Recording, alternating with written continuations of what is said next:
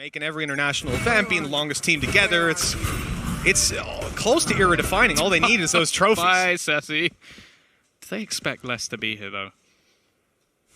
Oh, they do.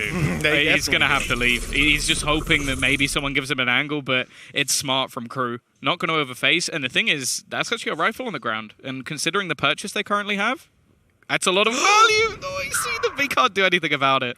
But he wants to stick around. That smoke, it's around for a few more seconds, but those players are going to be long gone by the time it fades. He's walked out. I think he just saw them fading back. Damage was done, and that's a double. Spike down. Great position for Aspas. He'll even use the showstopper. The nade down. He's just running around, having an absolute field day. Leaving Nags to do this alone. A 1v2, a rifle retrieved, but the spike is yet to be, and he's being spotted on his way back through. I think that's actually info for him. Goes back, flash. Oh, it's going to leave him looking in the other direction, unless we'll be able to close that one out. I'll say this about Nags. Good team player. He bought light shields for a second to see if he could drop, but he was 100 credits shy, so Delzik is going to come in playing with the Spectre instead. And not ideal, but look, he's just holding flank, grabbing info, and it's worthwhile to have this operator in the round, especially when there's a tour de force on the other side. This is the main thing they want to have to deal with that. But it's same old, honestly, from Les. This guy is content to just sit in that corner on short, hold the info solo. He's got 33% of the map control by himself. That's it's pretty worthwhile.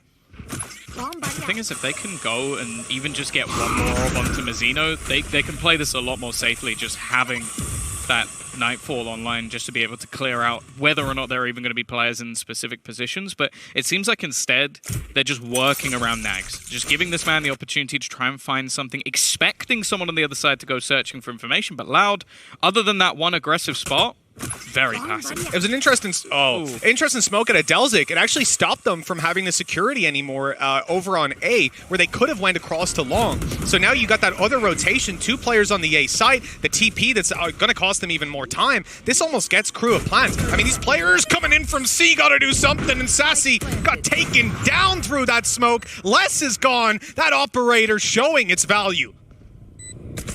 Even with the C's coming in and making them low, it just wasn't enough. And every shot being landed by the side of Crew, they are confident in their take of this B site. A lot of teams really struggle to hold on to this map control, but they almost seem to do well fighting out on both sides. Pancada will eventually put down a play, but he's being closed in. You look at the position of Delzik. He's just a little rat in the corner, just waiting for him to try and retreat. You do in those moments, and you've got that communication streamlined. Good opening by Les. He goes out for more with a Bulldog. You got to give the man props for it, but it ain't going to yield any sort of... Yeah, I don't think they were expecting anybody to be pushing through long. This should be a free kill from Mazzino. In fact, he's going to catch both. Solid stun from Klaus. Again, the highlight of this man is probably someone we're not going to really look at too much because of the stats, but he's been so good with his utility. Mazzino, I think, even caught Sadak with the C's, so getting out of there was impossible, and what was looking like a really dangerous round, 3 players alive, Pancada, got to try and get them with a pistol. You can definitely see the theory crafting by Crew. When they come into these games, Mazzino's utility belt seems to be like the most important thing to them, which is strange when you look at, having a breach there, but... All right, Mazzino, good night and sweet dreams. It's a 1v2. It's possible. I thought this would be over and done with already, but Pancada has other ideas. Klaus down below is gone. He's managed to find a 4th for Loud out of absolutely nowhere. Do you want to, can we go back? Can we play just in time with this clutch? The thing that Mitch... He thought he was a pixel further back than he was. Oh, anti-flash start. Les still got caught by it. Great idea, especially because it's been so consistent out of that attacking side. Kesnet gone right off the rip. Pancada's following up on his success in the previous round. The win now firmly in Loud sails, and they've got a 5v4 to play with. Look at the ultis too, Tom. Aspas with a showstopper. Yeah, this was looking like a half that was going to be incredibly dominant, and Loud are now getting to a position where they could just be a couple of rounds behind. Obviously, they haven't really won any pistols, but Pancada is fragging. Just taking these individual fights, feeling confident. Stun is solid, doesn't have any support, but the flashback will give him another. Back-to-back. 3 kills already, a 1v3-1, and what are the remaining players going to do? Well, Dalzik can go wherever he wants with that ultimate, but there's not really a safe haven for him.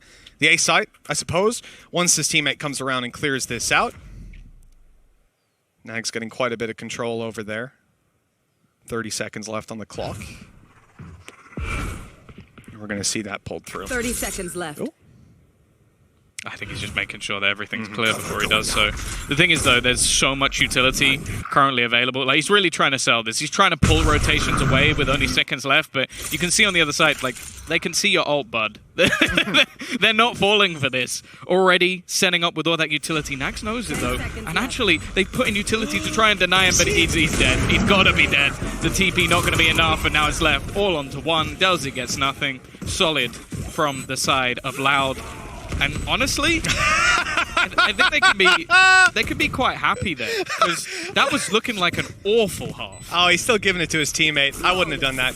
Hey, he should have stuck it all the way after the Rolling Thunder. I love it. Because of all the other information they found out along the way. That was fantastic from Crew. With these pistols going to Crew, Loud are playing the game on hard mode. It is not easy to close out a series 2-0 without a pistol under your belt, but they're going to try their damnedest for it. This time around, though, they're conceding a 9th, at least most likely. Crew coming in with the significant advantage in weaponry. Nags on a classic, but of course he's got that headhunter in back pocket, and as we've seen, that can be more than enough. He's holding a long with a trap to go back, the rest of his team in through short. That seems like a very heavy retake A setup, but Kesnick goes down. Now bear in mind, Klaus also is currently playing with a pistol. So there's actually a fair bit of weaponry missing this time, almost like Crew are a little overconfident going into this round. He should be able to retrieve that extra SMG, but losing Kesnet early on, this almost rings those alarm bells a little earlier. And Crew have pumped the brakes for now. Definitely being cautious on the way back through, getting their smokes up first. There goes the Prowler, catching Aspis in the corner. They know there's one down below. And that's going to be destroyed up top, so no information to work with, but the pistol's coming in huge at the start. 2 quick kills, needing to step it up here, though. Les is going to be left alone, and he's not going to find the shot onto Klaus, who takes 4 kills with 12 HP left, and a couple of seconds on the clock as he gets the defuse. Yeah, it's definitely the best second round we've seen from Loud. As I said, I think this map, them getting 2 kills was actually... Just get that ball rolling. 10-6, 4 rounds between them. Crew with a dominant lead, and this is okay. An opening for Aspis. Nags down, Kesnet. Oh, he's dodged it just about. The boom bot not gonna see him. No. They think this is completely clear. Kesnet, the trigger discipline, well, he's only got the one, the rest are barreling through long, but he's got a showstopper to catch them on the way. Less in onto Delzik, the advantage now for Loud. The spike recovered, but look who's behind. It's Kesnet again! 4 kills, and he's dropped the spike. Now only less to deal with, and he knows that he's around this area. He knows that he's moved here earlier, and with those 2 kills, Tom, he's still got a nade online. 7 bullets and full HP. And that's right in front of him. There it is. God. An ace from Kesnet. This guy just doesn't stop. Anymore. So it would actually really change up the dynamic. Instead, though, well, fast A control. Already getting a player past that initial point. Information is going to be had by Mazzino, so it's not like it's anything too crazy out of the ordinary, but after having quite an aggressive A-site hold, because of where they've been going in the last couple, that's not really been the case so much. So it looks like Crew might want to try and reclaim this.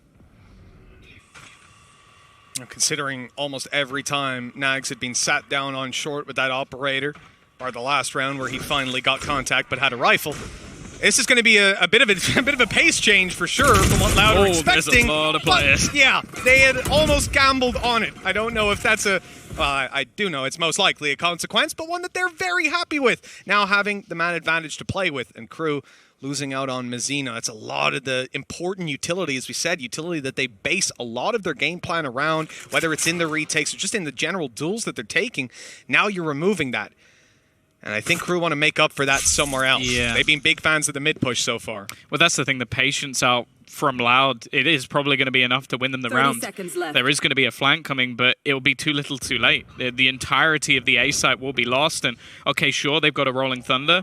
The only thing will be is if they can get this kill for free, because the trap is not watching. Planted. In fact, Les, he's got to turn around. No, completely unaware that they could have gone for this. Instead, it comes back into a 4v4 almost for free. All the steps are going to be heard. Cloud's now going to put that Rolling Thunder in towards the side. Counter ultimate in, but already Kesnet has found another one. Showstopper, if he shot it off there, would have been a free kill. Instead, he's going to get there, and it's left all onto Sadak, trying to save them, but it isn't going to happen. A 4v5 is where this map slips away from Loud, and Crew are going to take us to Icebox. This has been an impressive display from Crew so far. The first map, they did better than expected, and coming on to Haven.